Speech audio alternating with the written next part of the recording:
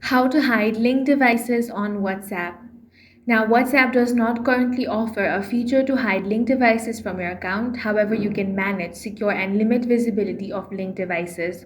For that, launch Open WhatsApp. Now tap on the three dots at the top right corner, then select the option of linked devices. Over here, you can view a list of browsers, desktop, or phones currently connected. Tap on the device you want to remove. It will open details for the device. Tap Logout or Remove. This immediately unlinks it. Now that device will no longer appear in the list.